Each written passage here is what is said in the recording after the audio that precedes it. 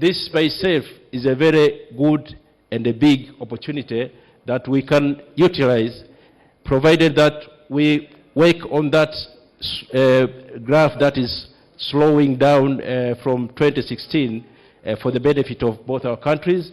Also, there is huge underutilized exports potential in Kenya market, and the trade, as we saw, is narrowing and has been stagnated since 2016.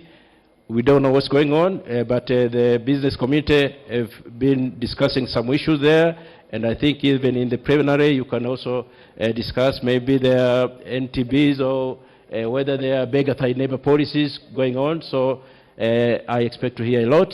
Also, there is great investment opportunities in agriculture, value addition, as well as tourism, both in mainland Tanzania and Zanzibar. So having said this, we go to the next slide. This is to give you a cordial welcome to invest in Tanzania.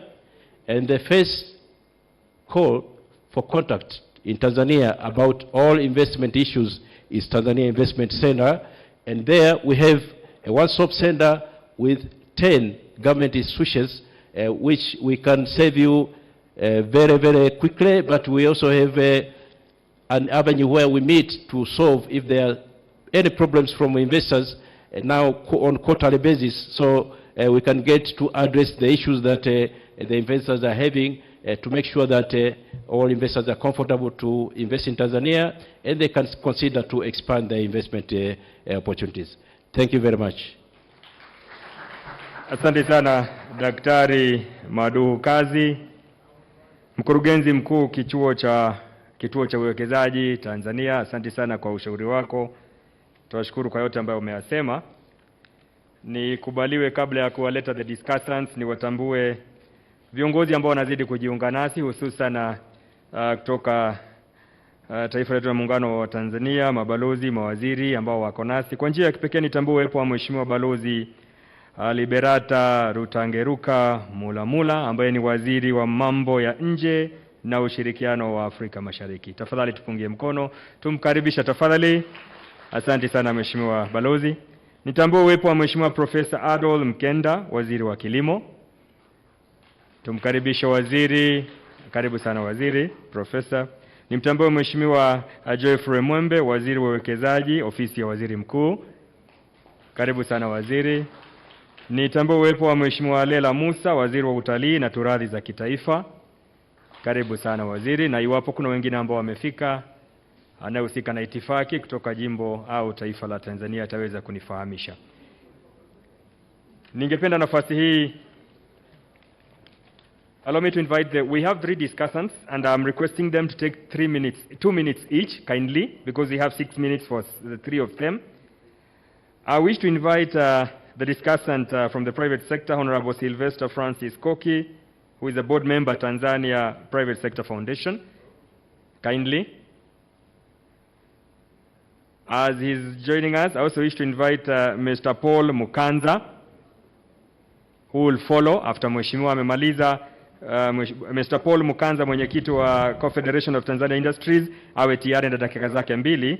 Kisha Ms. Jacqueline Mkindi, Chair Agriculture Council of Tanzania, also to be ready. Karibu Mheshimiwa. Asante sana mshereheshaji. Naomba kuwatambua waheshimiwa mawaziri wote, makatibu wakuu, viongozi wote wa private sector Tanzania na Kenya, lakini na wafanyabiashara wenzangu wote tuliokutanika hapa. Naomba mpokee salamu kutoka TPSF.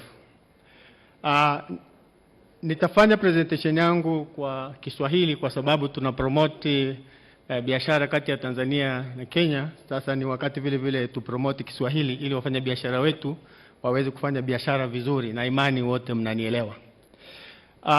Ningependa nikazie kidogo kwenye ile presentation ambayo imefanywa na mkurugenzi wetu wa Investment Center Tanzania, na nikitaka kusema kwamba objective kubwa ya sisi viongozi wa private sector ni create employment.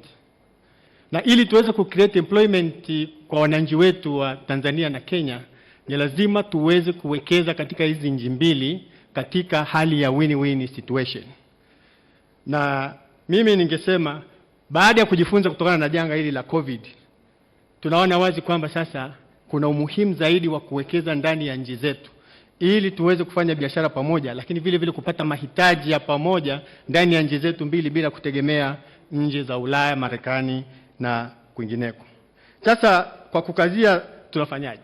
Kwanza tuna challenge nyingi sana za biashara za kawaida katika mipaka yetu.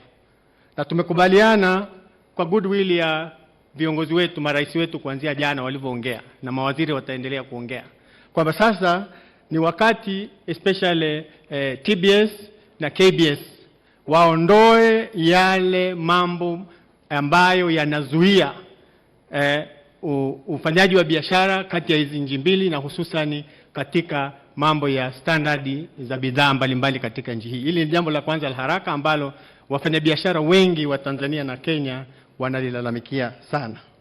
Lakini jambo la pili ni kuhusu investment. Tunafanyaje? Sisi tunaamini, kwa nini ujenge likiwanda likubwa Kenya ukifikiria tu kuchukua raw material kutoka Tanzania, au ujenge likiwanda likubwa Tanzania ukifikiria tu kuchukua raw material kutoka Kenya na kwenda kutengeneza pale? Kwa nini usijenge kiwanda cha kadri Kenya, lakini vile vile ukaenda Tanzania hata ukapata joint venture, ukajenga kiwanda Tanzania, ukacreate employment, ukapata raw material kwa karibu, ukatengeneza bidhaa na zenyewe zikawa made Tanzania au zikawa made Kenya, uka-export. Lakini utakuwa tayari una joint venture na Mtanzania, una joint venture na Mkenya, lakini vile vile umecreate employment kwa wale wa Tanzania. Ili tuondokane na ile hali ya kuwa na kiwanda likubwa kwamba sasa employment ni Kenya na bidhaa raw material inatoka Tanzania. Kwa hiyo tukifanya hivyo tutakuwa na ile win-win situation kwamba tuna invest Tanzania, tuna invest Kenya, na kwa sababu vile vikwazo vitakuwa vimeondolewa, nina imani kwamba uchumi wa nchi hizi mbili utaendelea kuwa mkubwa, tukitegemea kwamba tuna zaidi ya idadi ya watu milioni 100 ambao tayari wanatupa nafasi ya kuwa na soko kubwa katika uwekezaji ambao tutafanya. Sisi private sector ya Tanzania tuko tayari kuwapokea Wakenya endapo tunaona kwamba kila kitu kinaenda katika hali ya win-win situation na hakuna tena malalamiko kati ya wawekezaji katika nchi hizi mbili. Asanteni kwa muda niliopewa. Asante sana mheshimiwa kwa utendeti na kuongea kwa ufasaha. Asante, na ujumbe ambao umetoa ni mufti na tunashukuru. Nafasi nitamwalika Bwana Paul Mkanza, the Chairman Confederation of Tanzanian Industry, dakika zako 2. Na mheshimiwa, asante, you set a good pace. Tukifuata hivyo tutafanya vyema. Asante sana ndugu MC, na mimi naomba kutambua uwepo wa waheshimiwa kutoka pande zote mbili, Tanzania na Kenya. Na mimi naomba niongee, mwenzangu kaongea kwa Kiswahili na nataka kuonyesha pia kwamba na sisi Kiingereza tunakijua pia. Kwa hiyo nitaomba niongee kwa Kiingereza. Mwenzetu wa TIC ameongelea kwa nini mje Tanzania kuinvest. Why you should come to invest in Tanzania. And there are a number of given. I mean, for us in Tanzania, issues like political and economic stability, natural resources, the strategic location, these are given. We take them for granted, but you can never take these things for granted in other nations. So for us, you know, these are very attractive. But I just wanted to focus on the issue of market access. I know, for example, Kenya is not a member of, is a member of COMESA, but not SADC. Yeah, and therefore you are missing out certain opportunities within the SADC region, which is a huge region of about, it's a market opportunity of about 342 million people. Now, I know within these regional trading blocks, we are aware that other regional trading blocks are developing. You have the tripartite free trade area and obviously the African continental free trade area. And I think it is about time now we started, you know, thinking as East Africans relative to the other trading blocks.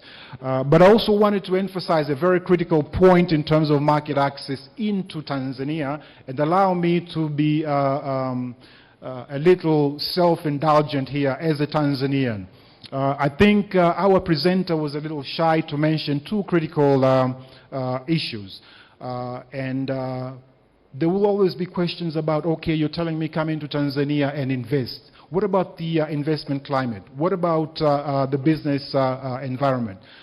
as the chairman of one of the largest businesses in Tanzania, Tanzania Cigarette Company, I want to assure you, our government is working very hard to ensure that we have a conducive business environment. And we as a private sector are constantly on their necks to ensure that this actually happens. And we have the blueprint for regulatory environment reforms, and basically just to give you confidence that through various engagements, which we continue to do, we are beginning to see movement in a number of areas. Positive movements. I don't need to talk about the hard infrastructure, and I think for those who've been to Tanzania lately, you will have seen how the infrastructure projects have taken off, from roads, ongoing projects in rail and so on. And therefore, ladies and gentlemen, I welcome you to invest in Tanzania. And if you have any challenges, the TIC gentleman is here. Grab him, get his card. Thank you very much. Thank you so much. Asante sana ndugu Paul Makanza, mwenyekiti. Namwalika sasa dada Jacqueline Mkindi, ambaye ni mwenyekiti wa masuala ya kilimo Tanzania. Dakika zako 2 dada. Shukrani sana.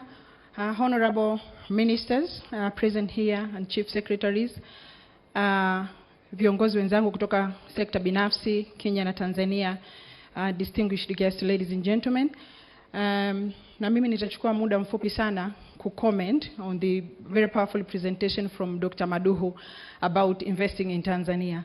I will not dwell much on the opportunities, investment opportunities in Tanzania, because they've been very well presented by Dr. Maduhu. But I would really want to actually emphasize on the role of partners, both public and private sector, in creating conducive business environment for investment to take place in our respective countries. There are vast opportunities in Tanzania and in Kenya when it comes to investment. However, there are critical things that needs to be done na nchi zote hizi mbili katika kuhakikisha kwamba we have the right ecosystem, trading ecosystem between the two countries. And even if we didn't want to actually work together or forge, strategic partnerships to create an enabling environment, there are 2 critical factors that we need to really consider sasa hivi as we think of, enhancing a business environment. One of those factors is population growth. We are told by our researchers that the population in our countries is going to hit 1.4 billion come 2030.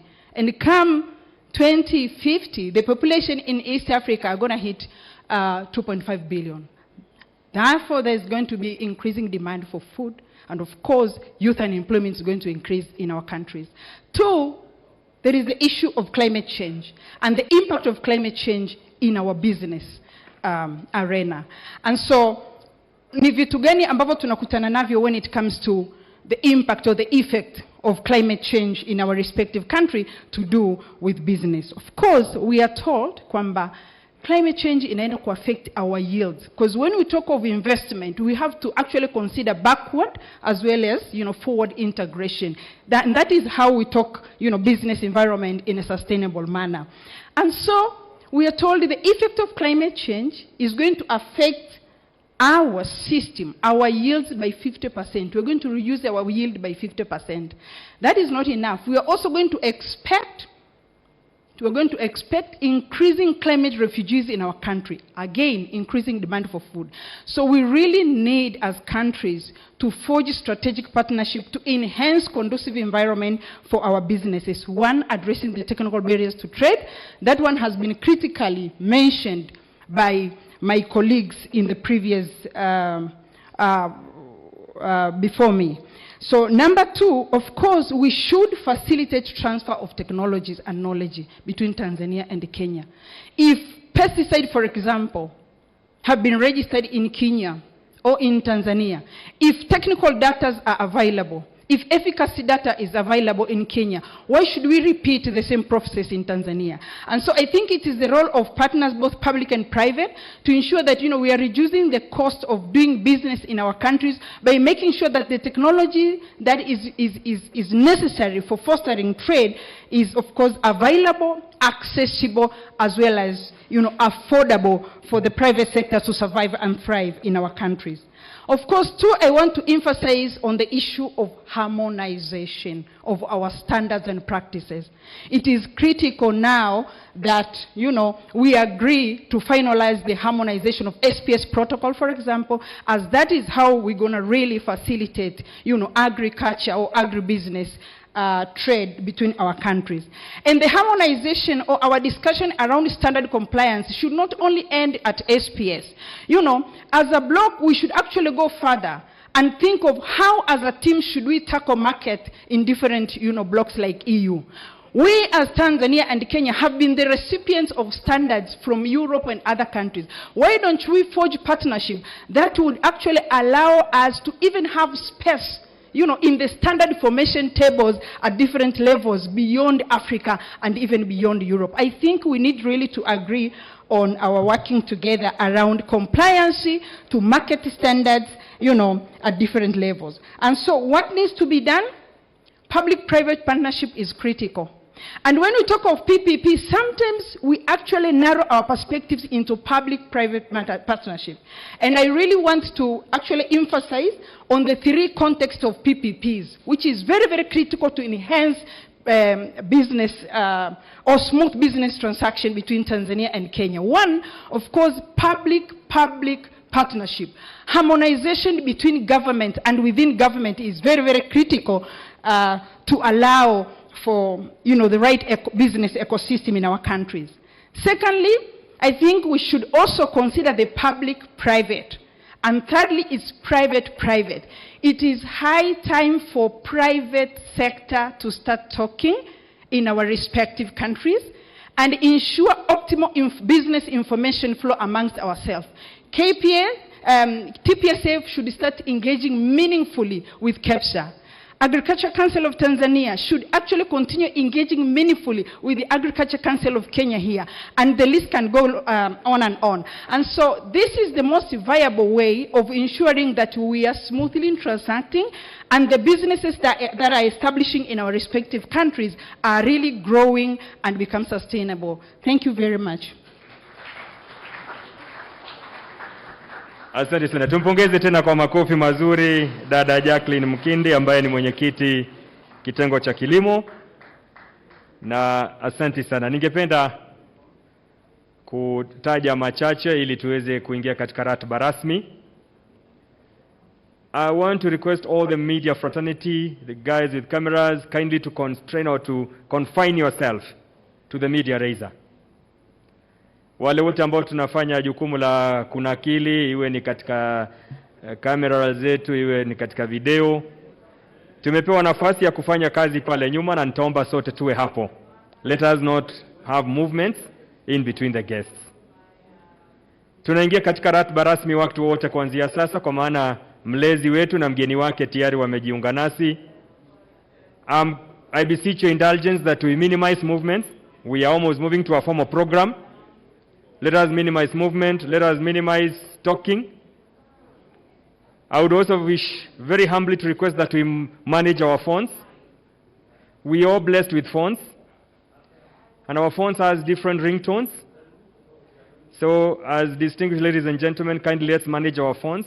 It will be very bad when the president is making a remark and then we get many ringtones within ourselves. Let us manage our phones so that we can move to the formal program starting in a moment from now. Nitaomba sasa tuwe watulivu na watakapoingia viongozi wetu, mgeni wetu na mlezi wake, tutashauriwa kusimama sote. Ni kanuni na desturi mila zetu kuwakaribisha viongozi kwa makofi ili wajihisi kwamba tumewakaribisha. Tutakuwa na nafasi ya kuwa na nyimbo 3, wimbo wa Jumuiya ya Muungano wa Tanzania, wimbo wa Jamhuri ya Kenya na wimbo wa Muungano wa Afrika Mashariki. Kisha tuingia katika ratiba ya mazungumzo mafupi, na kama nilivyoomba awali, Wale ambao watapata fursa ya kuzungumza, tuzungumze kwa uchache lakini direct to the point, so that we can address the issues that have taken a long time for us to address them. Kisha baadaye viongozi wetu watazungumza nasi, and then we shall have a communique that will be tabled in order for us to have a way forward. Mnenaji mmoja alizungumza akasema isiwe kuja tu na kuketi, tungependa kuwa na way forward, na furaha yangu ni kwamba baada ya viongozi wetu kuzungumza tutakuwa na mmoja ambaye atazungumza kwa niaba yetu sote as a joint communique. Kwa hivyo kwa sasa tuwe watulivu, nitakuwa nikiwashauri wakati ambapo utafika. Asanteni.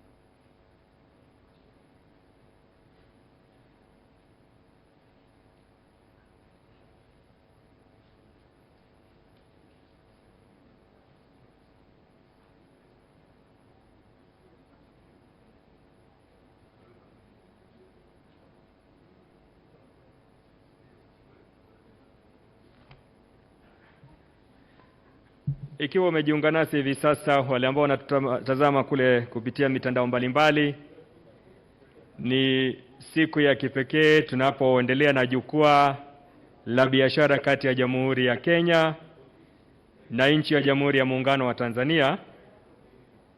Ikiwa mada yetu siku ya leo ni kuboresha biashara, utalii na uwekezaji katika Jamhuri ya Kenya na Jamhuri ya Muungano wa Tanzania katika Jumuiya ya Afrika Mashariki, ikiwa ni katika mfumo wa umoja wa forodha. Mazungumzo yalianza hapo awali na tunaendelea kuangalia vikwazo na hata kutafuta suluhu. Endelea kujiunga nasi.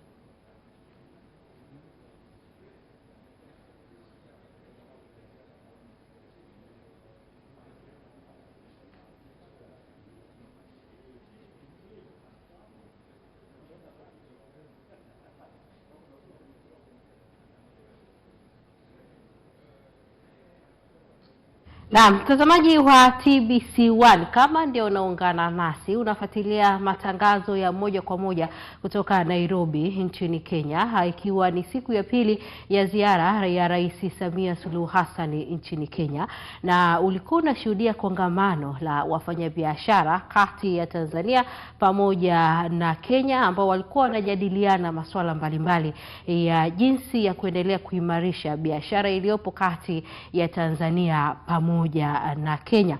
Hivi sasa tukio ambalo linasubiriwa katika kongamano hilo ni marais wote wawili kuwasili, ambapo Rais Uhuru Kenyatta mwenyeji pamoja na Rais Samia Suluhu Hassan nao watahutubia katika kongamano hilo. Kwa hiyo wafanyabiashara wako tayari hapo kwa ajili ya kuwasikiliza wakuu hao wa nchi, ikiwa ni dira pamoja na kuanza safari mpya ya kuimarisha uhusiano wa kibiashara pamoja na uhusiano wa kiuwekezaji kati ya Tanzania na Kenya. Na miongoni mwa watu ambao wametoa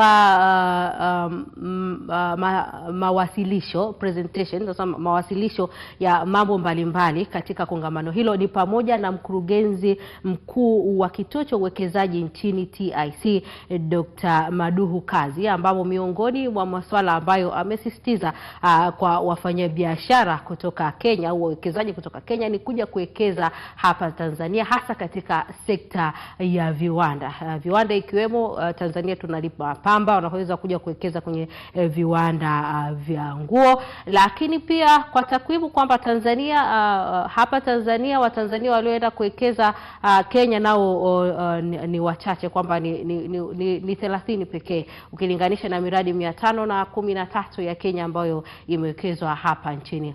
Nao wamesema kwamba bado kuna nafasi nyingine ya kuendelea kuwekeza na Watanzania nao waende kuwekeza Kenya.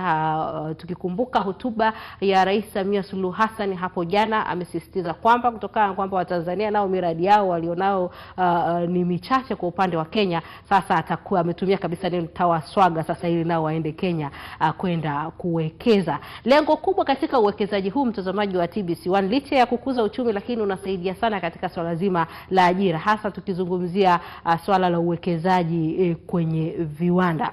Ndio maana tunaona kwamba swala hili limekuwa kubwa sana kuhakikisha kwamba sasa Tanzania na Kenya biashara na vikwazo mbalimbali ambavyo vilikuwa mipakani na ambavyo vilikuwa sio vya kikodi vimeondolewa, na sasa biashara itaenda kuimarika zaidi. Na miongoni mwa mawasilisho mengine ambayo yamewasilishwa katika kongamano hili ni kuendelea kudumisha sasa ile tunasema public private partnership, PPP.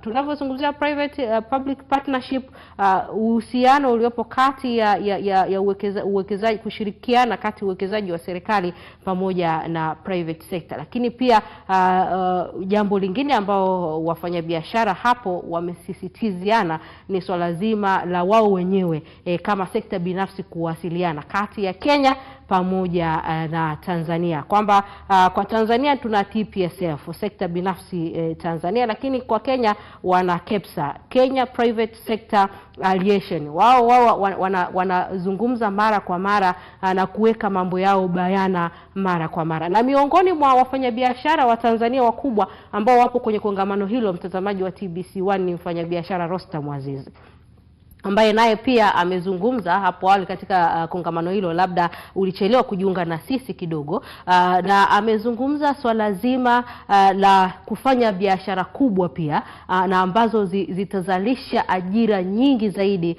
tunavyozungumza kwa wananchi wa Kenya pamoja na wananchi wa Tanzania. Na miongoni mwa jambo muhimu ambalo pia kwenye wasilisho moja hapo limezungumziwa ni swala zima la partnership kwa wao wenyewe wawekezaji wa sekta binafsi, kwamba mtu anakuwa na kiwanda Kenya lakini anaweza akawa na kiwanda kingine hapa Tanzania na akawa na hisa kati ya Wakenya na Watanzania katika swala zima la kuwekeza kwenye miradi mbalimbali. Na tunavyozungumzia mfanyabiashara kama Rostam Aziz ambaye ni mfanyabiashara mkubwa kwa hapa Tanzania, lakini ana miradi mbalimbali pia huko nchini Kenya na ukanda mwingine huu huu wa Afrika Mashariki. Lakini kuna fursa nyingine imezungumziwa hapa. Tanzania tupo mbioni kutekeleza mradi wa hizi gesi za majumbani LNG. Hii pia ni fursa mojawapo kwamba soko kubwa ambalo pia tutalipata ni katika ukanda huu wa Afrika Mashariki. Miongoni mwa soko hilo pia linapatikana nchini Kenya. Hayo ni mambo yote ambayo yamezungumzwa, mtazamaji wa TBC1, katika kongamano hili ambao wafanyabiashara wenyewe sasa walikuwa wanajadiliana.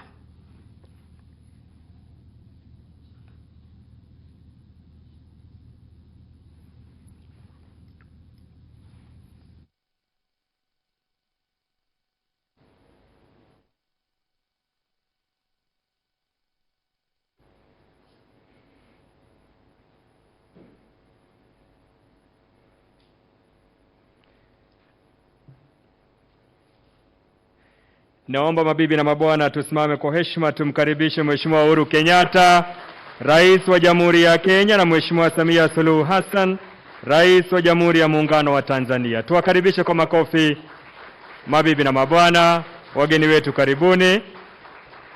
Tuendelee kuwapongeza hadi wapande kwenye jukwaa. Asante. Nitaomba sote tuwe wima sasa kwa wimbo wa taifa wa Jamhuri ya Muungano wa Tanzania, wimbo wa taifa wa Jamhuri ya Kenya na wimbo wa Jumuiya ya Afrika Mashariki. Wimbo wa taifa.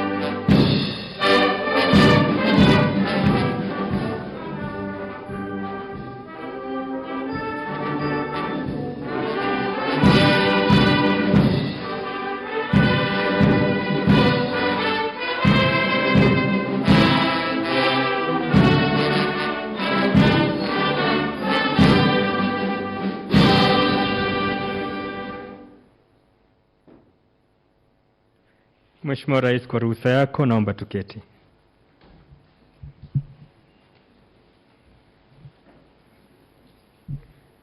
Mheshimiwa Uhuru Kenyatta, Rais wa Jamhuri ya Kenya na Amiri Jeshi Mkuu wa Majeshi ya Ulinzi, Mheshimiwa Mama Samia Suluhu Hassan, Rais wa Jamhuri ya Muungano wa Tanzania, waheshimiwa wajumbe viongozi kutoka nchi ya Kenya, waheshimiwa wajumbe viongozi kutoka nchi ya Jamhuri ya Muungano wa Tanzania, mabibi na mabwana. Karibuni katika jukwaa la biashara kati ya Jamhuri ya Kenya na nchi ya Jamhuri ya Muungano wa Tanzania. Mada ikiwa ni kuboresha biashara, utalii na uwekezaji katika Jamhuri ya Kenya na Jamhuri ya Muungano wa Tanzania katika Jumuiya ya Afrika Mashariki, tukizingatia mfumo wa umoja wa forodha ikiwa njia moja ya kutanua wigo. Naomba sasa Mheshimiwa Rais nikubalie nimwalike katibu wa kudumu katika Wizara ya Biashara nchini Kenya atuongoze kwa kipindi kifuatacho. Katibu Balozi Wero, tafadhali tuvalie njuga.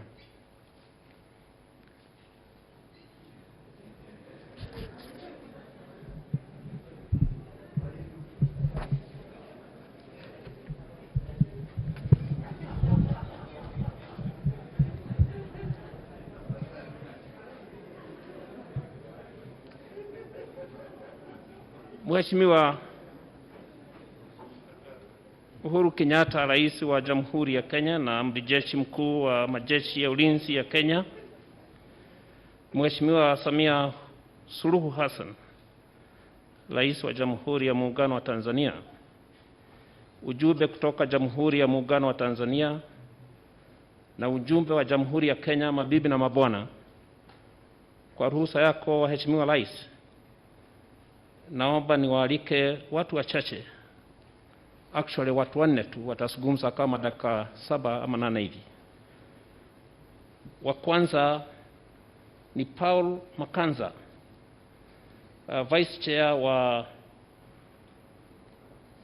Tanzania Private Sector Foundation, atakayetoa taarifa fupi ya yale tuliyozungumzia hapa kama wanabiashara na watu wa serikali. Naomba nimwalike ndugu Paul Makanza. Uko na dakika 2 ndugu yangu. Ama kwa hapo tumwalike Angelina. Karibu Angelina.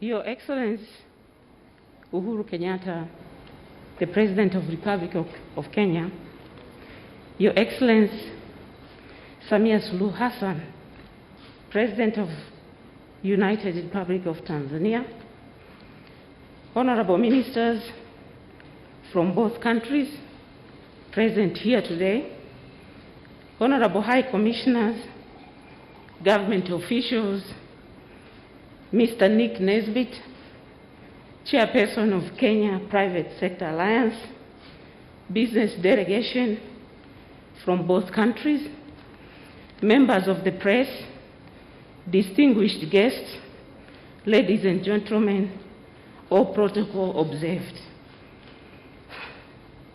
I bring greetings from the Tanzania Private Sector Foundation and on behalf of the entire private sector to the people of Kenya. Our special thanks to the Kenya Private Sector Alliance for organizing this historical business forum. Your Excellencies, I must admit we have had similar business forum before, but this one will be memorable as we have a high-powered delegation from both countries.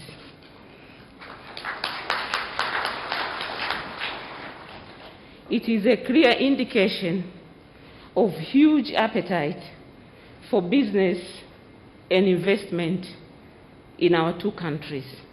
But most importantly is because of your presence and your support to the private sector development. Your Excellencies, your presence here today is a strong indication of the close historical ties between our two nations. Our powerful message as a private sector in Kenya and Tanzania is to widen and deepen investment trade relations for the mutual benefits of our two countries.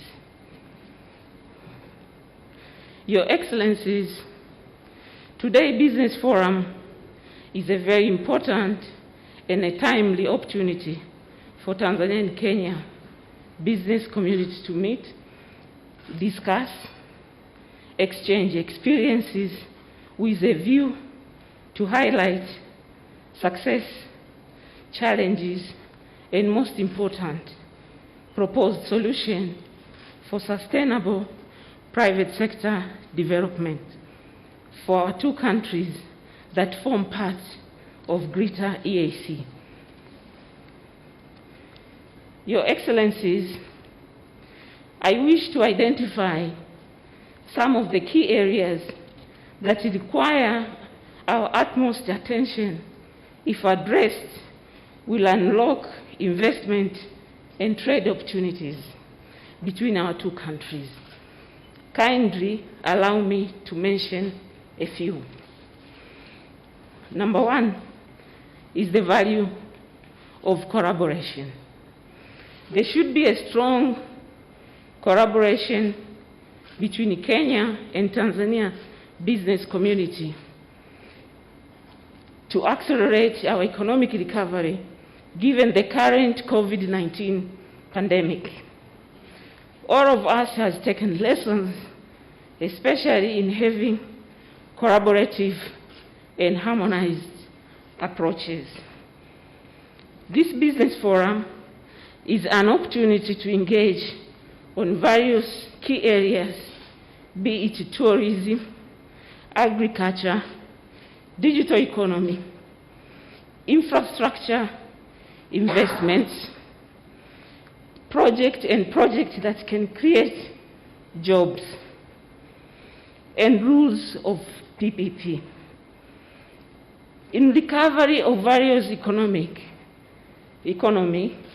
we need to position our two countries to attract investments, working together as collective, first and foremost, is very critical. Number two, upholding trust and mutual respect.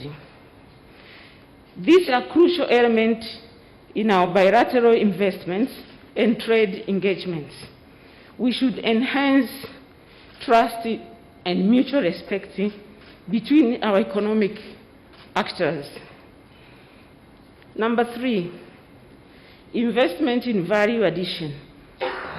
Our countries are endowed with natural resource and comparative advantage, which must be properly harnessed so they contribute significantly to our economies.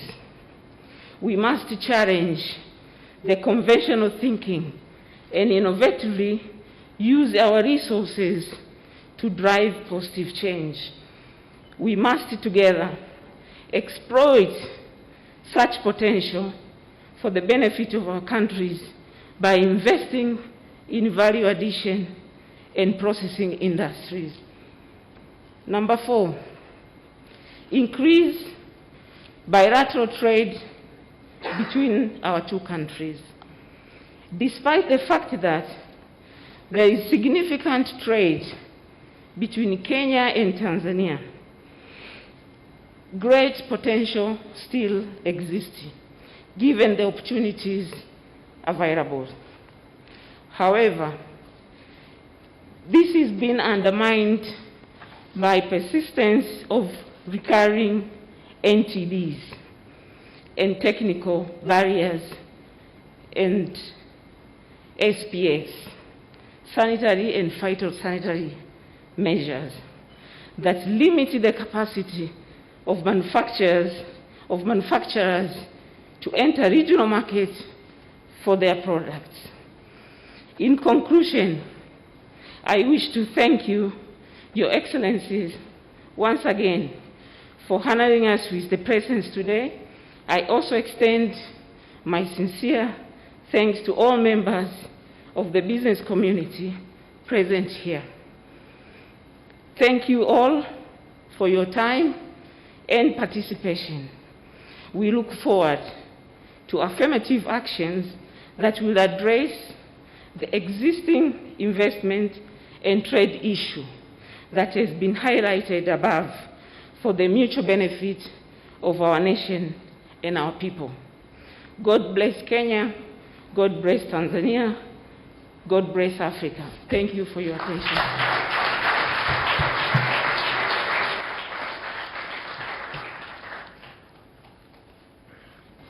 Kwa ruhusa yako, Mheshimiwa Rais, naomba sasa nimwalike Madam Caroline Kariuki Karuga asame mafupi tafadhali. You have the floor.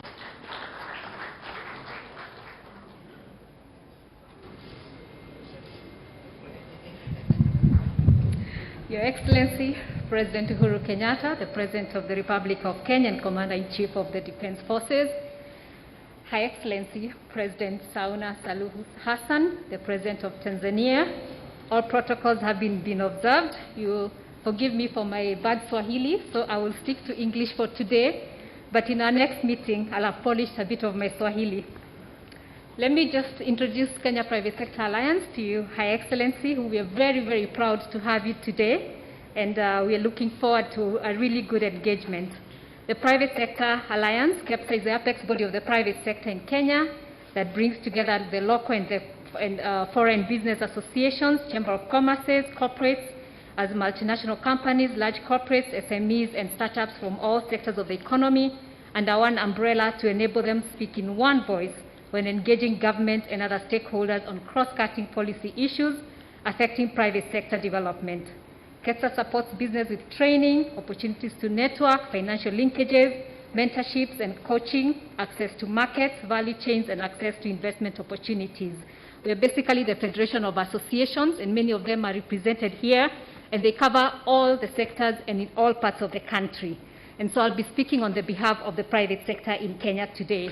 And since my colleague from the TPSF, which is the KEPSA of Tanzania, has highlighted some of the areas that we want to look at, I'll be basically looking at some of the areas that we want to discuss in terms of just the specifics. But before I do that, one of the things that we've realized, Kenya and Tanzania are basically at the same level with GDP and in terms of FDI, when you look at the numbers, so that we realize we are really, really brothers and sisters of the same father, maybe different mothers. Tanzania has been growing, has been a growth hub in the past decade, recording an average of GDP growth of 6.3 annually between 2010 and 2019, and doubling the size of its economy from $32 billion and to $63.2 billion. Kenya's growth in the same period averaged about 5.8%. Basically, we are the same, increasing its GDP from $40 billion to $95.5 billion. In terms of foreign FDI, our two countries have continued to attract significant investments in the region. In 2018, Kenya attracted $1.6 billion in FDI inflows and $1.3 billion in 2019, majorly onto ICT and health sectors, while Tanzania in the same period attracted $1.06 billion and $1.1 billion respectively in 2018 and 2019. Kenya is a key partner and the largest source of African foreign direct investment into Tanzania. And I will not go into the numbers in the interest of time. We note with appreciation the continued implementation of policy reforms towards improving the business environment and facilitate investments in both our countries. Tanzania has attracted immense investments in its mining and energy industries. Kenya, by the same token, has been celebrated as a scion in ease of doing business reforms that have been spearheaded by you, Your Excellency, in your usual roundtables with KEPSA that helped the ease of doing business move from 136 in 2015 to 56 currently, and we're looking to work on the competitiveness index this year. By working together, our two countries stand a better chance of accelerating our economic recovery from COVID-19, attracting investments in joint areas of comparative advantage, and position us to benefit immensely from the emerging opportunities of the African Continental Free Trade Area. KEPSA has established strong partnerships and trade relationships in Tanzania by signing an MOU with TPSF, which is our counterpart, in April 2018. We jointly Made in Tanzania Expo with TPSF in KICC and facilitated successful B2B matchmaking opportunities. By working together on areas of joint comparative advantages of both countries, our business communities can exploit several opportunities with government support. This includes tourism and marketing both countries as one destination, our common tea and coffee, music, doing collabos, for all of us who know what that is, twinning up with music, value chains of our products, e.g. coconut farming, horticulture, and building large industries because of our combined raw materials and labor, and we can create jobs in both countries. Creative industry has witnessed remarkable growth in both countries, fueled by the commonality of the Swahili language. The meteoric rise of bongo music flavor, especially among the urban youth in Kenya and Tanzania, is testament of social cohesion brought about by bongo music, which technically originated from Tanzania. Key Tanzanian artists such as Ali Kiba and Asib Abdul Juma Isaac, popularly known by his stage name Diamond Platinum, have particularly reaped it big in the creative industry because of overwhelming support from Kenyans through concerts and events promotion.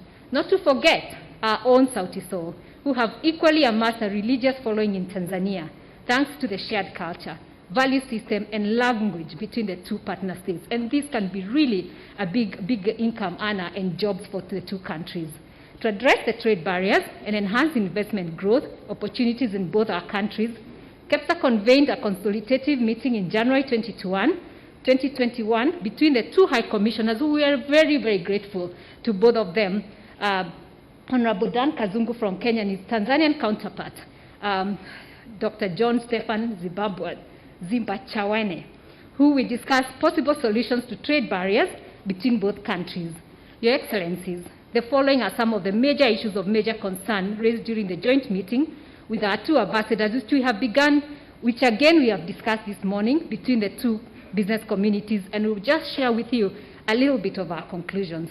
And what my counterpart said, prevalence of NTBs, which consequently affects the regional integration agenda and trade partnership between our two partner states, such as discriminative duties and fees, as well as non-recognition of rules of origin and testing certificates, which affect small traders at the borders. Double taxation, which creates a costly business environment for investors. The East Africa Double Taxation Treaty, if ratified by all EAC partner states, will remove double taxation for investors whose companies operate in the two or more member countries. Lack of mutual dispute settlement mechanisms, which makes it hard for investors to have confidence that barriers to regional markets will not be reinstated overnight. Disharmony of taxes, particularly excise duty, IDF, income tax, and VAT in the EAC partner states, resulting into less trade volume returns. Non-recognition of standards and professional qualifications, which is a major hindrance to movement of goods, as well as professional services between the two countries. And finally, non-implementation of the open sky policy, which denies us the opportunity to travel cheaply by air, thereby limiting the great potential of tourism that exists both countries. So these are just a bit of the highlights, but what we'll ask, Your Excellencies, is that our ministers could meet and with ourselves and really resolve the details of these issues, maybe in the next couple of weeks, so that we don't really go into all the details of every specific thing that we have mentioned. So I wish to really thank you, Your Excellencies, being our face for this partnership that KEPSA and TPSF have been developing over the years, both on investments and challenges experienced. And in the absence of our EABC CEO, who is now the Secretary General of EAC, and we're very, very grateful, I'd like to invite the EABC Chair, who will wrap up for the private sector before we move to the ministers. Thank you.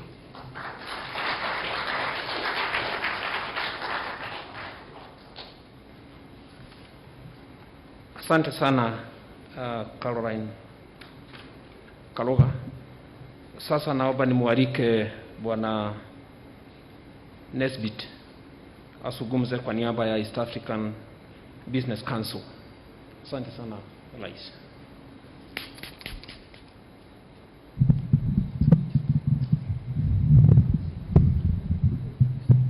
Asante Bwana Weru. Your Excellency, the President of the Republic of Kenya, Honorable Uhuru Kenyatta, Your Excellency, the President of the United Republic of Tanzania, Honorable Madam Samia Suluhu Hassan, Cabinet Ministers, distinguished guests, my sister, Ms. Angela Ngulula, from Chair TPSF, distinguished guests, ladies and gentlemen, I bring you warm greetings from my board of the East African Business Council, the umbrella of the private sector bodies in East Africa, and I'm honored to speak to you today, and I'm very grateful for all your work to promote trade and regional integration in East Africa. As stipulated under Article 7 of the East African Community Treaty, our integration is people-oriented, market-driven, and private sector-led, thus ensuring the sustainability of our regional economies. And this business forum provides us an opportunity to strengthen the partnership between private sector and your governments while furthering regional integration. And with that in mind, Your Excellencies, this morning I'd like to give you our view on what it's going to take to really create giants from East Africa.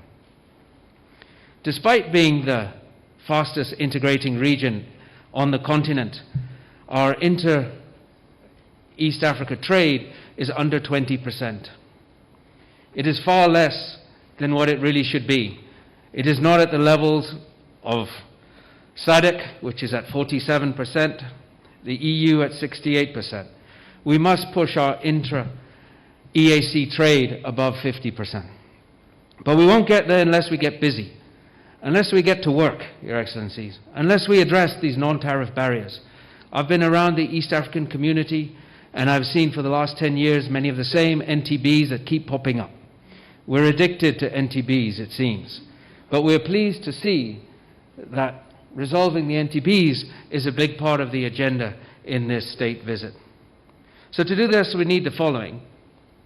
We need a strong East African Community Secretariat. We have a new captain, we have a new Secretary General, Honorable Peter Mathuki, and we thank you, Your Excellencies, for appointing a very knowledgeable private sector individual to lead this role. And he is already very busy unifying his team and focusing on the regional agenda. We have many disputes. We must institute this Trade Resolution Committee that we've talked about for so long. We must encourage diversification. We talked about this earlier, Your Excellencies. Diversification of our value-add sectors and encourage manufacturing rather than importation.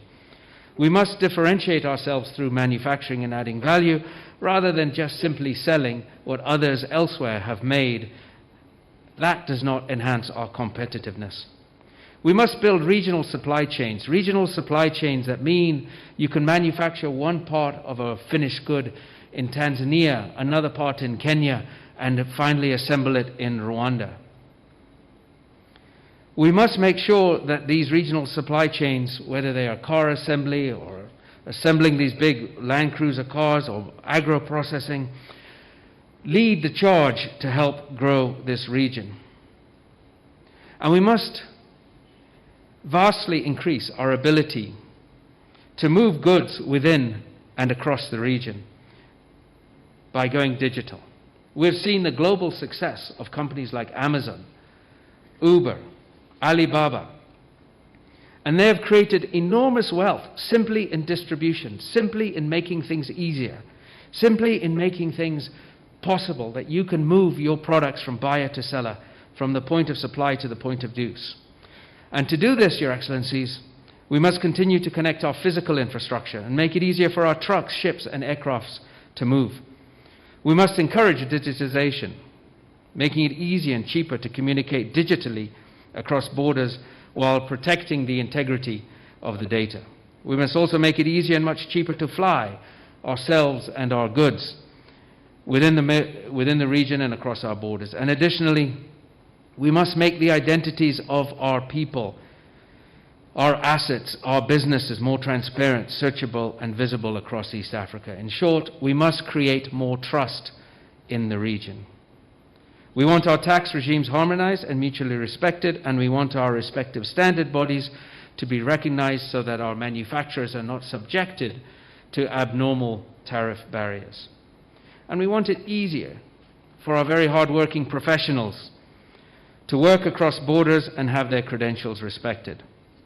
And as we see the lovely pictures presented by our friends from Tanzania, we want to ensure our local and international tourists can easily enjoy the marvels of this corner of the world, the creation of mankind. And with the AFCFTA coming, Your Excellencies, if we can do all of these things and more, we'll finally make it easier to create East African giants that can roll across the continent, hiring people, buying raw materials and selling differentiated products en masse, building MSMEs and SMEs everywhere. That is what we want. And what we want in this environment is one that encourages exports, that encourages investments, that encourages the diaspora to come home and invest. We wanted to allow this environment to transform, to allow our business people to transform, to allow their brains and their ideas and their hard work ethic to build companies that last for generations. We want the right environment to transform our nations, but this isn't only about what the private sector wants alone, Your Excellency. We believe it's what our governments want as well, and we certainly believe it is what our people want. It is about calling for much closer engagement between private sector and governments, with neither party selfishly claiming a monopoly on ideas or plans for how to get there. We must get there together. And if we walk together, we will go far. We welcome the frequent calls, in closing, Your Excellency, for private sector to begin to lead from the front. And I want to tell you, we are ready. We're ready to travel with the new Secretary General to meet all of the presidents and share our vision, and we want to work together to promote this region's operating environment and make it stronger and more transparent. We're ready to get going now. Time is not on our side. We are ready. And with those few remarks, Your Excellency, I wish you all the very best in today's deliberations and in implementing over the coming months what has been agreed upon in the discussions in Nairobi this week. Asanteni sana.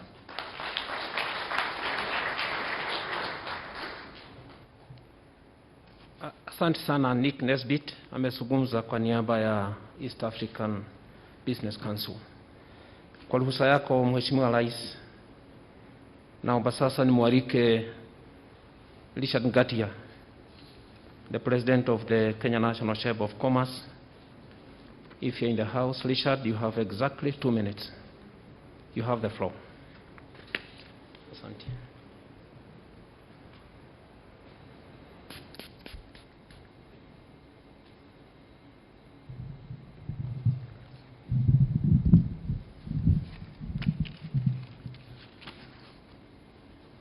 Your Excellency, the President of the Republic of Kenya, Uhuru Kenyatta, Her Excellency, the President of the Republic of Tanzania, Suluhu Hassan, distinguished guests, and all protocol observed, I wish to bring greetings from the Kenya National Chamber of Commerce and Industry Fraternity and all the private sector in 47 counties and the MSMEs as well.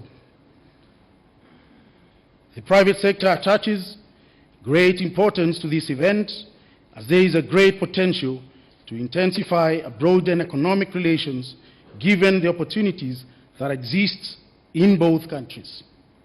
This event not only fosters bilateral relationship, but also provides a common front to address the economic transformation of both our countries. As the Chamber, we are committed to support the economic agenda. We have an existing cordial working relationship with the Tanzanian Chamber of Commerce, fostering bilateral development and cooperation in trade, investment, and business services. And together, we can join projects so that we can support SMEs' acceleration in tourism, technology, blue economy, and etc. Moving forward, and to cement this collaboration, we propose the establishment of a joint business council that will promote Kenya and Tanzania bilateral business relations. We call for support from both governments. The Joint Business Council will act towards promoting investments, promotion by organizing B2B, networking, and also policy forums and investment-focused events. This will be able to mitigate the issues around agriculture and aflatoxin food standards as well. In addition, we will encourage the construction of economic projects in both countries by identifying the most favorable financing channels and providing information to business persons interested in such projects. And I'm happy today we have most of our banks represented here today, and those also present in Tanzania. And I believe our government will be able to support us in providing them with stimulus package so that they can support SMEs in providing them with financial inclusion. We will continue to assist in the settlement of commercial disputes between business persons from the two countries through amicable means and through the Chamber of Commerce. Our commitment to this partnership and the private investors from Tanzania, we encourage you to visit Kenya and invest through public-private partnership initiatives that the government of Kenya offers, and you've had numerous incentives that are offered by the government. I assure our Tanzanian counterparts that Kenya is open to business and will continue to be an open economy with a business-friendly environment. To cement this relationship, further, Kenya and Tanzania chambers have organized a trade and investment expo scheduled on August 30th to 5th September 2021 in Dar es Salaam, and this is giving opportunity to our SMEs to unlock their potential and tell their story in the most humanly way. Our assurance is that Kenya remains a resilient nation. We have a well-diversified economy that is supported by a conducive investment climate, broader economic reforms, technology, development, and improvements in infrastructure, and an exciting domestic consumer market with highly qualified and cost-effective workforce that has huge potential for economic growth for both countries. And it is time for us to support the youth, women groups to be in this location. There's an African quote that says, and I want to quote, "The cost of liberty is less than the price of repression." We today, on behalf of our two nations, can strengthen our cooperation as neighbors in that Pan-Africanism spirit which Kwame Nkrumah, a founding member of the Organization of African Unity, said, and I quote, "The forces that unite us are intrinsic and greater than the superimposed influences that keep us apart." In his address, "Africa must unite." That was in 1963. In conclusion, Your Excellencies, we request both governments to provide support and nature partnerships to achieve our goals.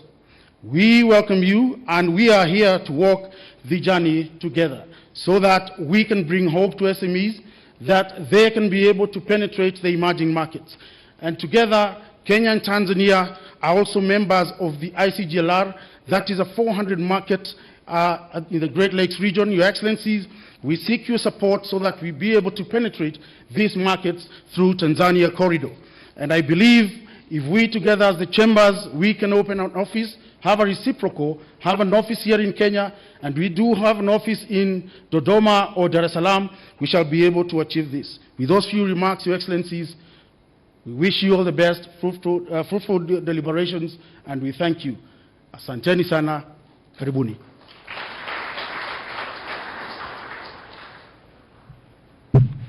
Asante sana Bwana Richard Gatia kwa ruhusa yako, waheshimiwa marais. Naomba nimwalike Waziri Kilitila Mkubo kutoka Tanzania aseme mafupi, kisha amwalike waziri wako wa biashara aendeshe kipindi. Waziri. Asante. Asante sana.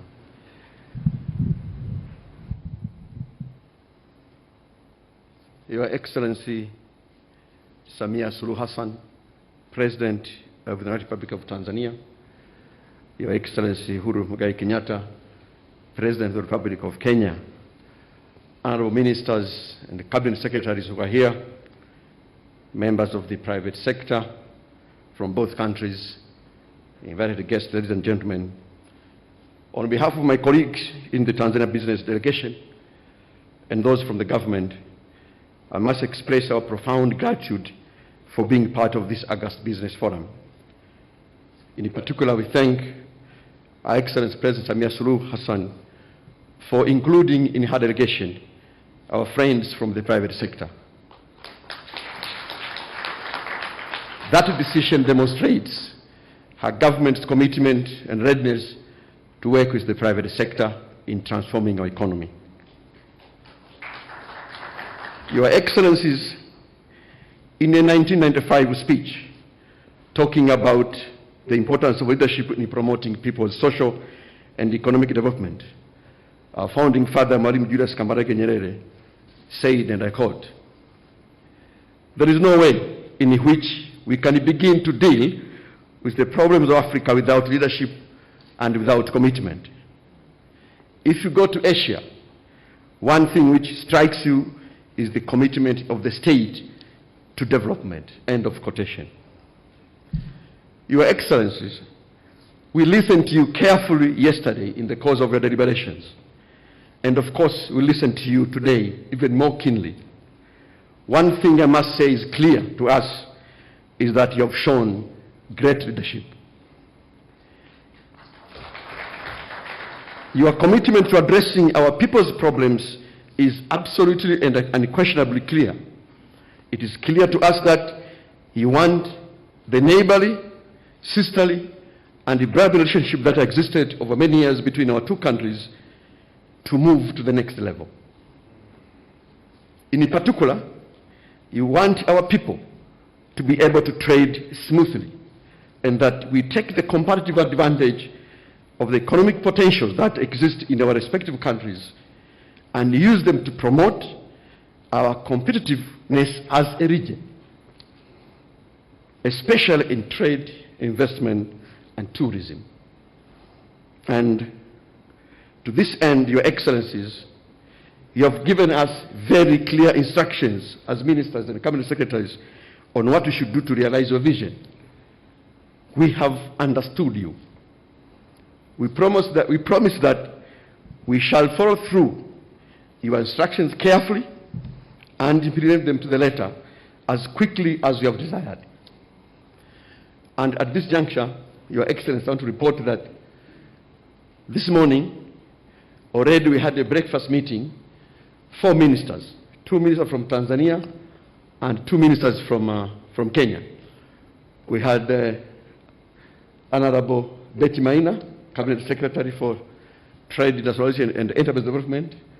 We also had my friend Honorable Peter Munya, Minister for Agriculture. We had Professor Adolf Mkenda, the Minister for Agriculture, and myself. And we're reflecting on your instructions. And we have agreed on 2 major things to implement your instructions. One, we hold, with your permissions, we hold bilateral discussions before the end of this month, for purposes of ironing out issues that are constraining trade between our two countries. And during our discussions, we also took note of one urgent matter which has happened over the recent past. And this is about the maize trade between Tanzania and Kenya. And we made some specific actions on this one, and my colleague, Honorable Betty Maina, will communicate when he speaks. With those few remarks, Your Excellencies, I want to assure you that we, as your assistants, we are ready to take your agenda forward to ensure that we increase business, trade, investment, and of course, political engagement between our two countries. Asante sana.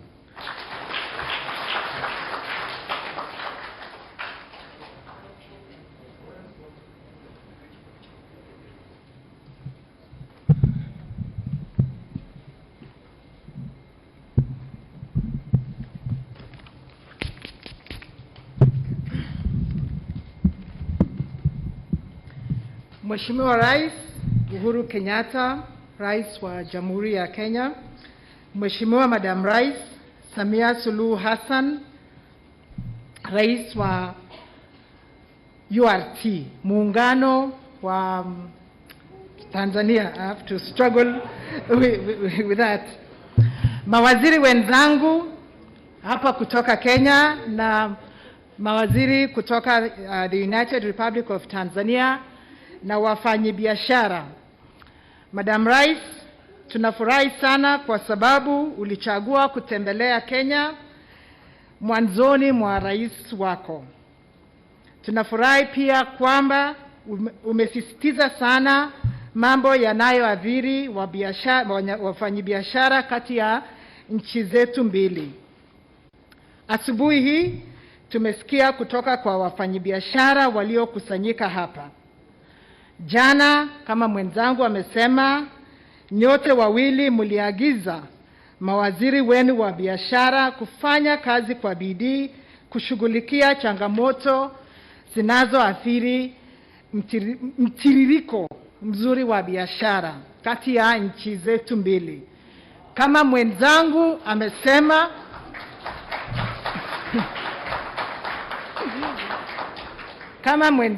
amesema, tunakupa ahadi kwamba tutatii maagizo haya straight to the letter. And we promise we will be back within a month with a report from the bilateral.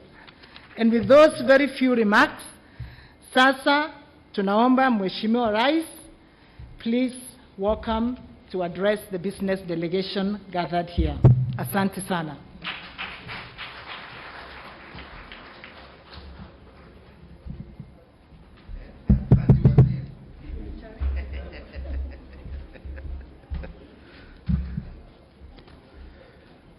Asante sana, nashukuru. Your Excellency Samia Suluhu Hassan, President and Commander-in-Chief of the United Republic of Tanzania's People's Defense Forces, ministers, senior government officials from Tanzania and Kenya, captains of industry and business executives here present. Let me begin, ladies and gentlemen, by once again taking this opportunity to thank my dear sister Samia Suluhu Hassan and indeed her entire delegation for making this historic maiden visit to Kenya. Tunasema asanti sana. As I said, it is historic on many fronts, including it being the very first state visit by a female president of the East African region to a neighboring country. Kwa hivyo safari hii itaandikwa kwa vitabu ya historia ya Afrika Mashariki. During the last 2 days, we have had the benefit of fruitful bilateral consultations touching on a wide range of subjects to promote the interests of the people of Tanzania and Kenya. Indeed, all Kenyans are excited and proud, and we have confidence, Madam President, that you will maintain the well-established tradition of promoting the bilateral and multilateral interests not only of the people of the United Republic of Tanzania, but also of the entire East African community. Today, we are together again at this meeting of business leaders from both our countries. And I believe Your Excellency will agree with me that prosperity for our two countries hinges on creating a conducive business environment, boosting economic cooperation, and growing mutually beneficial trade and investment. I believe we have a common desire to promote and support the business community, an objective that is reflected in the theme of this forum, promoting trade and tourism and investment between Kenya and Tanzania within the East African Community Customs Union framework. So, Your Excellency, ladies and gentlemen, I want to reiterate again that Kenya and Tanzania enjoy cordial relations going back to our pre-independence days, and Tanzania continues to be a key partner of Kenya in many areas, from security to agriculture, pharmaceuticals, petroleum, finance, trade of manufactured goods, energy, and general trade. Indeed, our two countries were among the three founding members of the East African Community in the year 2000, following the collapse of the original community in 1977. And we have since continued to work together to ensure that our community remains a strong pillar of our relations. The East African Community, through the East African Customs Union and the East African Community Common Market Protocol, has opened our borders and unlocked opportunities for the free movement of goods, services, and investments across the East African borders. This should have paved the way for trade to thrive, create new opportunities, and increase trade volumes. This, supported by a vibrant and an entrepreneurial private sector, trade between our countries has thrived, but we must accept that it has yet to reach the levels that we all expected. Total trade was valued at 60.4 billion Kenya shillings in 2012 and Kenya shillings 58 billion in 2020, indicating a slight decline. In the years 2016, 2017, and 18, trade was valued at 47.5 billion, 45.6 billion, and Kenya shillings 47.5 billion respectively. This reflects challenges in the trade regime which, as we have heard from friends in the private sector, we need to urgently address. Your Excellency, ladies and gentlemen, our private sector should by now be looking beyond our borders to seize opportunities accorded by the Africa Continental Free Trade Area, which came into effect on the 1st of January this year, and the older but still important East African Community and EU Economic Partnership Agreement. The Africa Continental Free Trade Area trading arrangement offers numerous opportunities for the business community and great potential to enhance inter-Africa trade to levels that we have never experienced before. Also important is the East African Community EU Economic Partnership Agreement. The Protocol on Rules of Origin under the EAC EU EPA allows our manufacturers to accumulate materials for the East Africa, the ACP, and the AU for conversion into finished products exported to the EU and other markets. I believe this could broaden the reach of our exporters and attract major investments into our respective countries.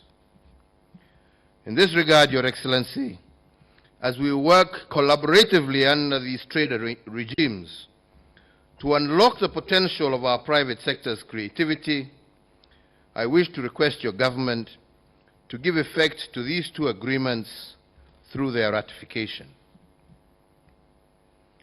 In response to the conclusions reached by our business leaders, I wish to agree with the proposal that we have heard from your Minister of Trade, that they shall meet in the next 4 weeks and resolve all non-tariff barriers and other restrictions that have adversely affected trade between our two countries.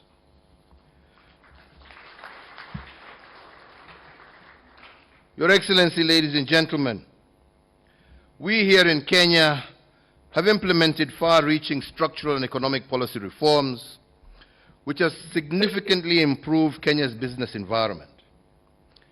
I am indeed aware that you too are working in Tanzania to have similar structural and economic policy reforms also aimed to promote economic growth.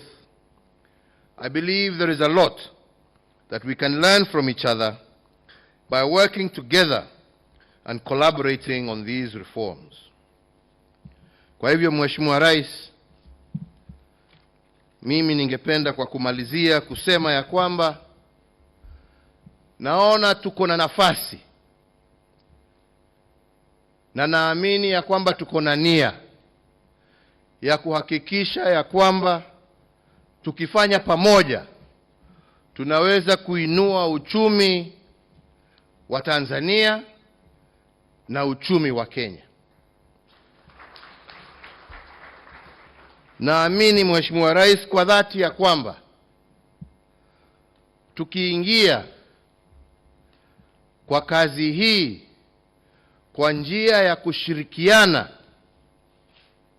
ushindi utakuwa wa wananchi wa nchi zetu mbili. Vile tulikuwa tunasema hapo awali, Kenya na Tanzania na wananchi wetu wakijiona kama mandugu ambao wanashirikiana badala ya kushindana, sisi wote tutashinda. Hatuna lolote la kushindana sisi. Yetu ni tushirikiane. Kwa sababu tukijiona kama nchi ambazo zinashindana, hatutaweza kupata wale wawekezaji wakubwa ambao wataweza kuja kuweka viwanda vyao katika nchi zetu na nchi za Afrika Mashariki. Lakini ile ambacho tutaona ni kazi ambazo zingeenda kwa vijana wetu, hizo viwanda vikiwa hapa, hazitakuja kwa vijana wetu, badala kazi hizo zitakuwa nchi zingine, kwa sababu soko yetu itakuwa ndogo na sisi ndio tutakuwa tunanunua bidhaa za nchi zingine za nje, badala ya tusaidiane, tuseme njooni tushirikiane, tujenge viwanda vyetu viwe vikubwa. Ndio badala ya kuwa sisi tuatoa mizigo yetu kutoka, sitaki kutaja nchi ndio mtu asiseme hii na hii, lakini tuseme nchi za nje, tuwe tunanunua bidhaa ambazo zimeundwa katika nchi zetu, na ndio vijana wetu waweze kupata kazi. Na ndipo nasema tukishirikiana, ushindi ni wa wananchi wa jamhuri zetu mbili, ushindi ni wa wananchi wa Afrika Mashariki.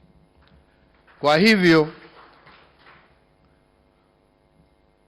vile ulitukumbusha jana wakati tulikuwa katika mkutano wa kirasmi, ulitukumbusha ya kwamba taifa la Kenya ndio la 5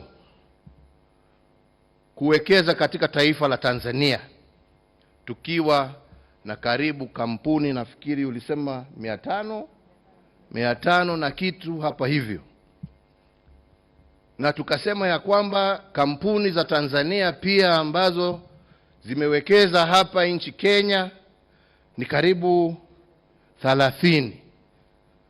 Sisi tungependa kuona wawekezaji wengi zaidi wa Tanzania wakuje wafanye kazi zao hapa Kenya.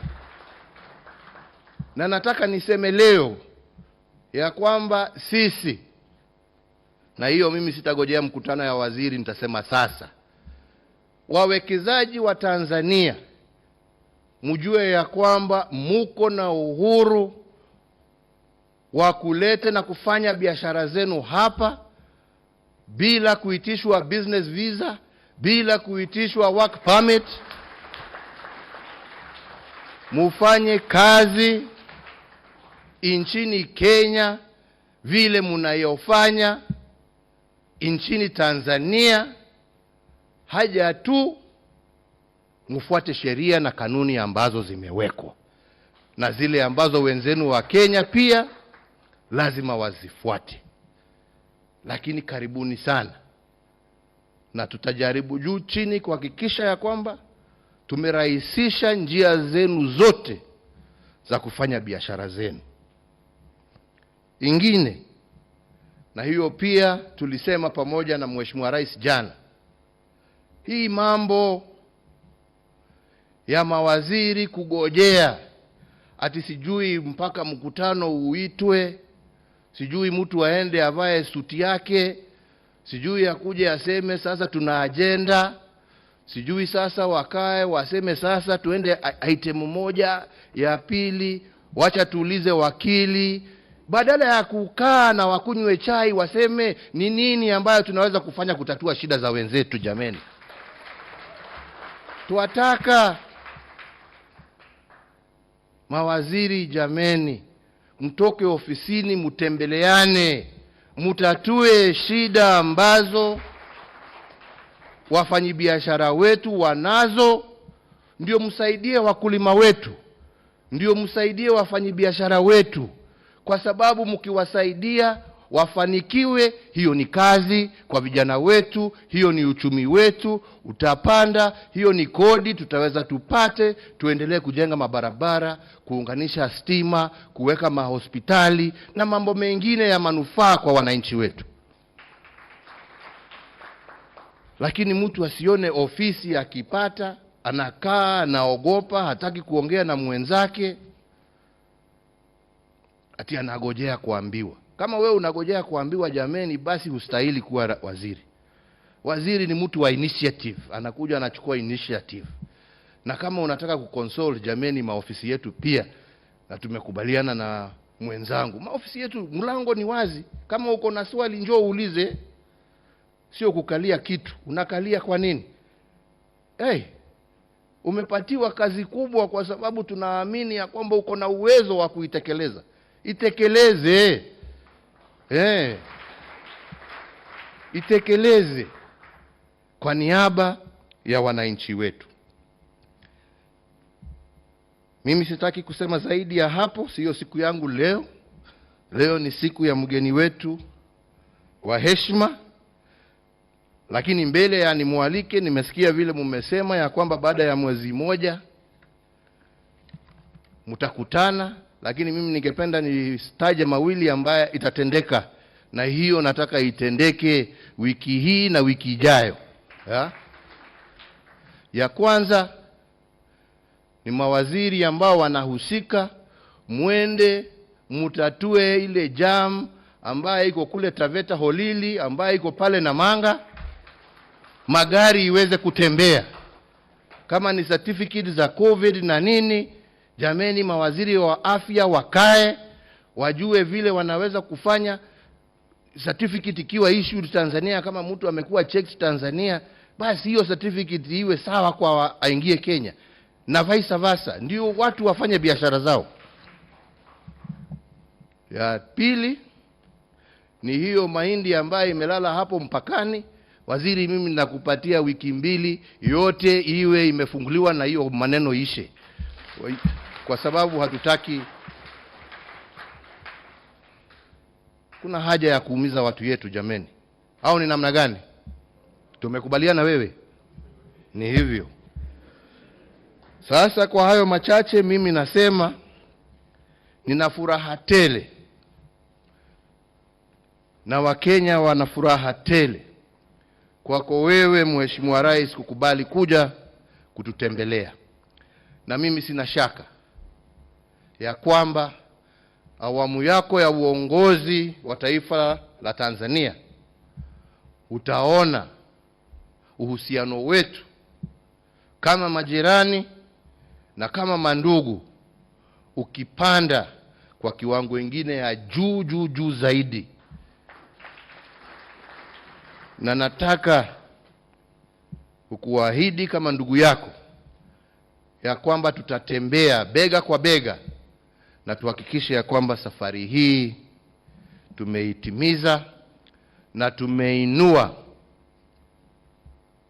maisha ya wananchi wa jamhuri zetu mbili, tumeinua uchumi wa nchi zetu mbili, tumeinua uchumi wa Afrika Mashariki, na tumeanza safari ya kumaliza ufakara na umaskini kati ya wananchi wetu kwa yale ambaye tutayatenda pamoja. Kwa hayo machache Mheshimiwa Rais, nichukue fursa hii nikualike kirasmi uongee na hawa wananchi wako, wafanyabiashara wako, kwa sababu wakiwa wa Kenya, wakiwa wa Tanzania, wote ni wako. Karibu waongeleshe na uwapatie yale mawaidha ambayo uko nayo. Asanteni sana na Mungu awabariki nyote. Asanteni.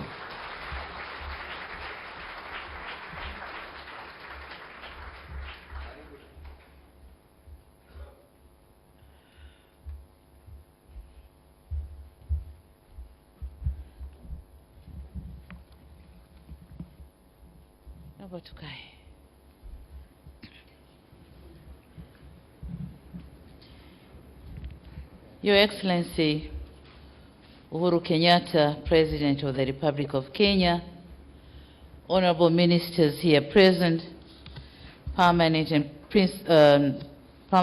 principal secretaries here present, Excellencies ambassadors and heads of international organizations, business communities from Kenya and Tanzania, members of the press, distinguished delegates, a very good morning to you all. Na nataka niwasalimu, it's a very good afternoon, sorry. Niwasalimu kwa jina la Jamhuri ya Muungano wa Tanzania. Mnatakiwa kuitikia kazi iendelee. Turudie sasa, na wasalimu kwa jina la Jamhuri ya Muungano wa Tanzania. Iendelee kweli kweli. Asanteni sana. Mr. President, allow me to commence by thanking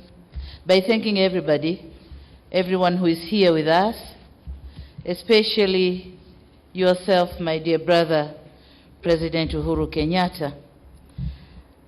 It's heartwarming to note that you have been taken time to share with us here in this occasion, while knowing you have a very busy schedule. Thank you very much. This is not only a clear testimony of how you value trade relations between our countries, but also confirms that to us the interest you have for the long-standing partnership between our two countries, and for many years now. As for other participants from Kenya and Tanzania, it is encouraging that you have made to this forum despite the fact that it is taking place at the most difficult time when we are facing the global pandemic, COVID-19. We are here, everybody, with mask on our faces. And when I see people with the mask on faces, it reminds me in our village, when we go and do the herding with the goats, we protect them from eating the crops on the way. So we cover them the same way we are doing today. This is not very, but we have to do it.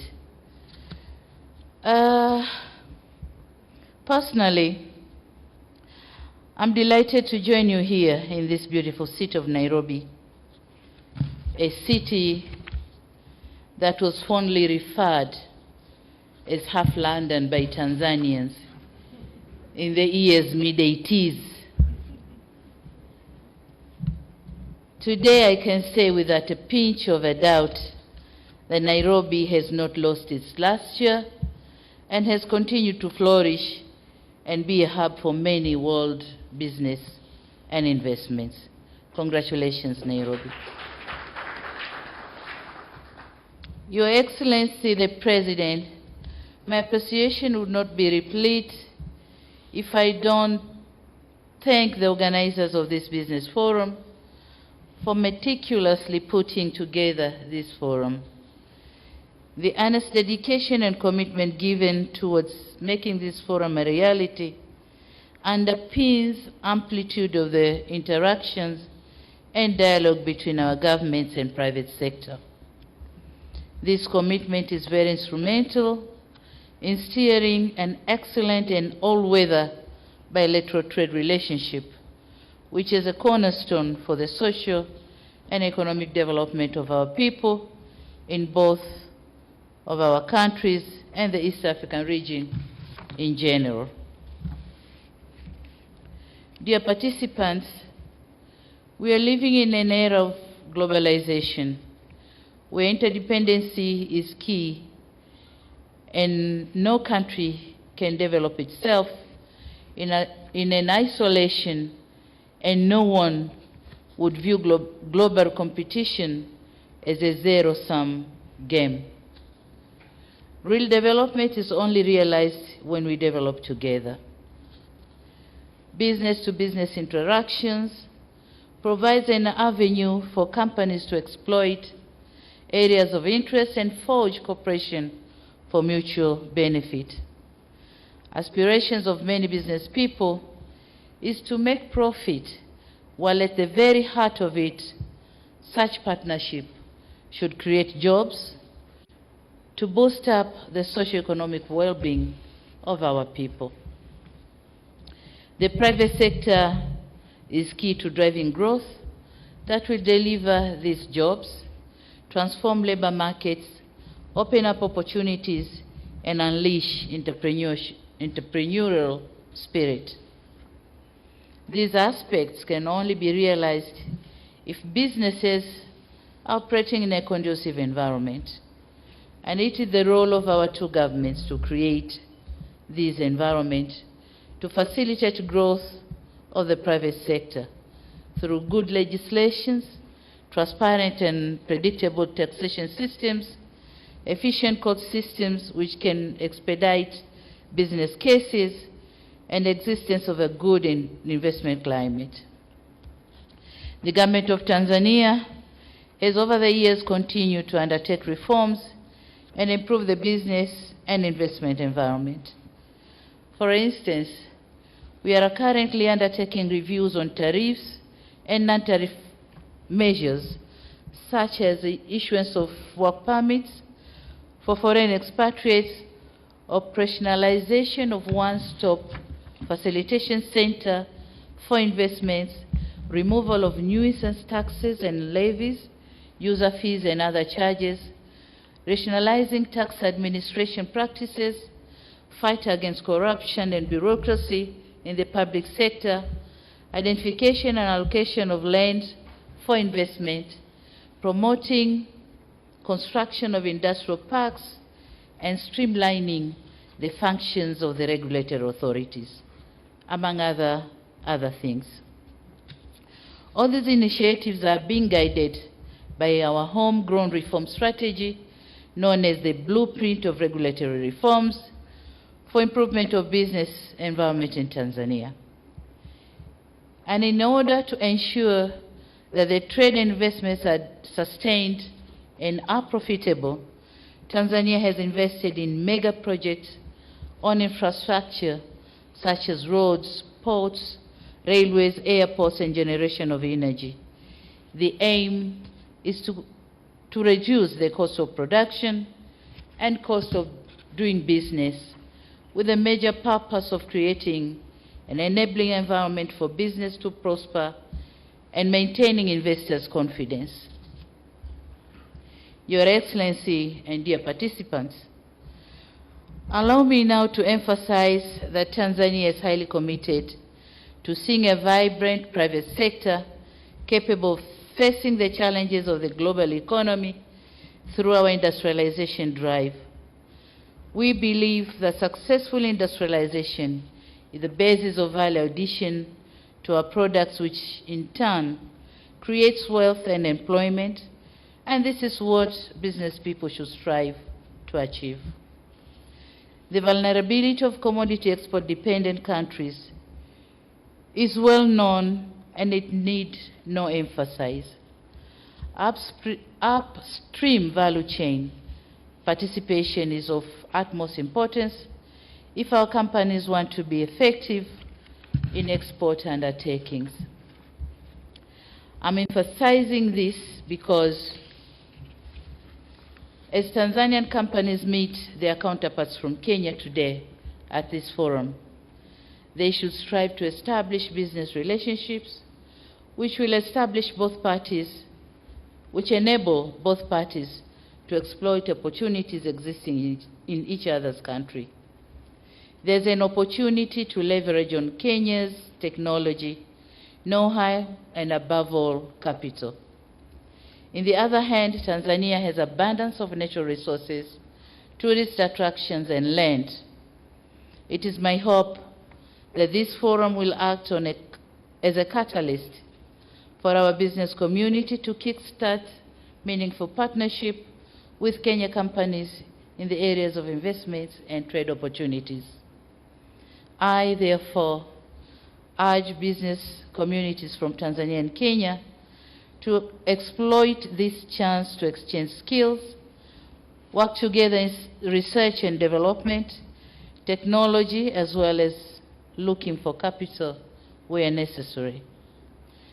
It is my hope that companies from Kenya will be more than willing to assist their counterparts from Tanzania for mutual business relationships, and it is through partnership and joint ventures in investment that businesses are going to thrive and do well. Your Excellency and dear participants, we have an unsatisfactory situation here that our trade levels are not as good as we want it to be, and I wouldn't go through the statistics because they've been already presented to you. But it is my hope that this business forum is an opportunity for our business communities to identify strategies, our strategic investors from each side, to build partnerships that will work together, bridging the existing gaps. Needless to say, transfer of technology is very vital to our country. We expect this forum, among other things, will facilitate transfer of technology and investment with the objective of contributing towards national poverty reduction in Tanzania and economic diversification in Kenya. It is my sincere hope that this forum is a good start and will ease some of the concerns. Tanzania is ready to receive business community from Kenya. Our doors are open for consultation, kama Mheshimiwa Rais alisema, and our hands are open, ready to hug you and cooperate. My government is more than ready to serve as a bridge for paving the way for a cooperation between our two business communities from our two countries. Having said all this, I look forward seeing an implementation of the agreed affirmative actions which arise from this forum. And you said it right that you are ready to go now, and I say go.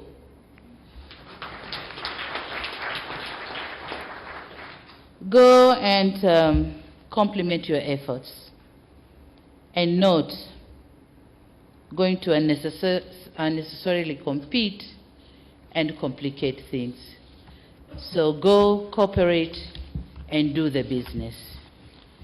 Mna bahati kwamba nchi zetu mbili, upande mmoja kuna uhuru wa kufanya biashara na upande mwingine kuna suluhu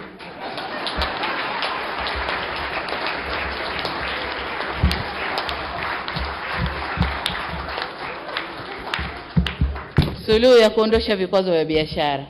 Kwa hiyo sasa mshindwe nyinyi. Asanteni sana.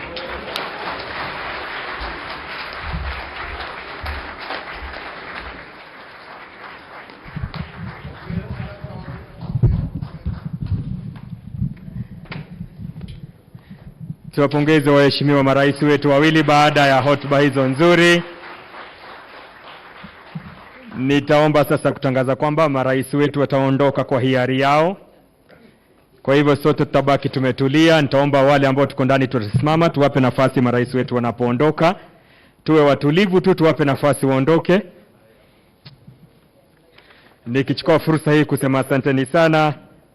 Baada ya hotuba hizo mbili kutoka kwa waheshimiwa wetu, Mheshimiwa Uhuru Kenyatta, Rais wa Jamhuri ya Kenya na Amiri Jeshi Mkuu wa Majeshi ya Ulinzi, pamoja na Mheshimiwa Samia Suluhu Hassan, Rais wa Jamhuri ya Muungano wa Tanzania, tuna kila sababu sasa ya kusonga mbele. Tutawapa nafasi watakapoondoka kwa hiari yao. Naam. Thank you, Mheshimiwa Rais.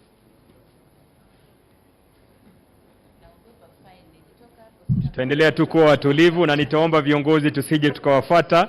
Tuwape nafasi the escort of honor and the protocol team waweze kuondoa viongozi wetu. Ninakumbusha na katibu wetu kwamba tutaendelea na the business forum.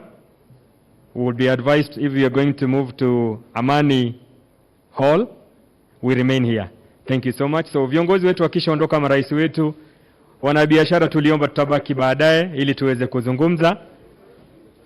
Tuwapongeze kwa makofi viongozi wetu wanapoondoka.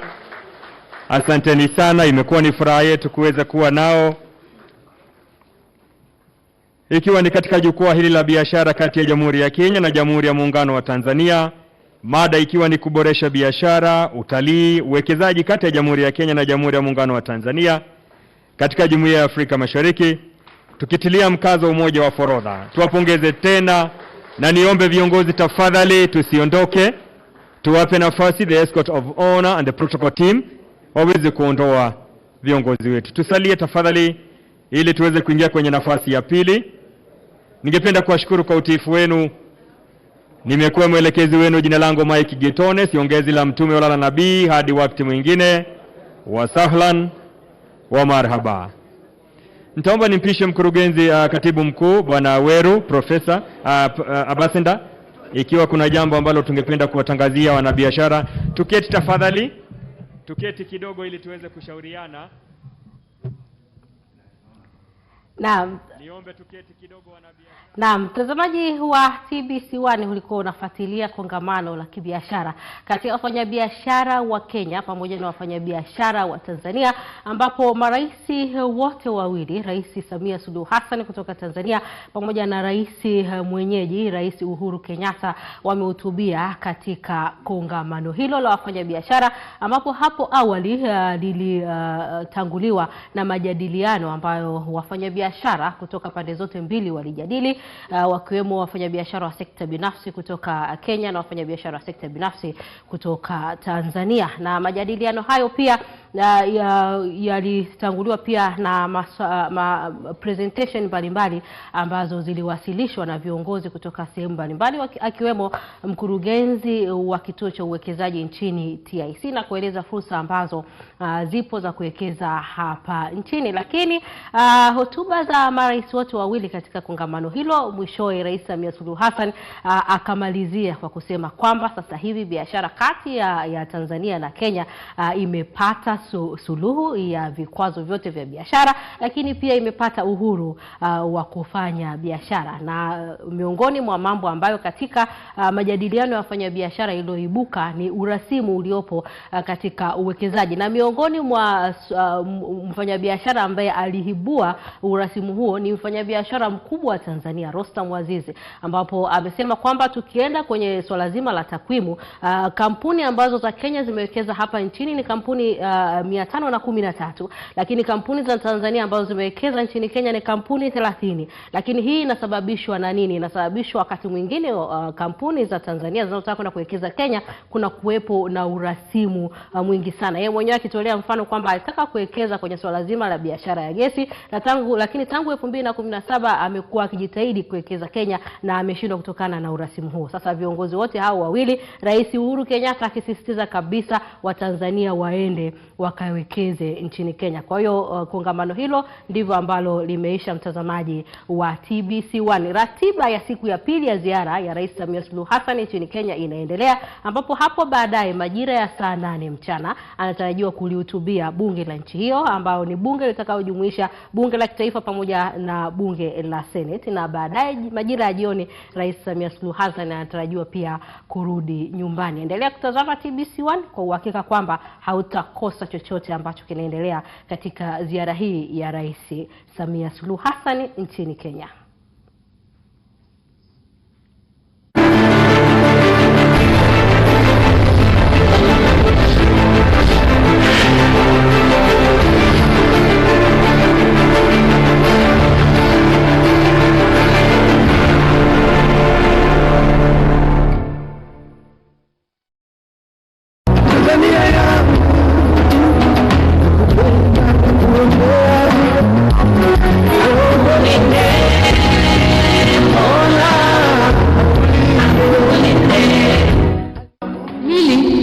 Kwa mawaziri na makatibu wako wote, kwa sababu viapo vyenu hapa nilikuwa nawasikiliza, nitakuwa mtiifu kwa Jamhuri ya Muungano wa Tanzania.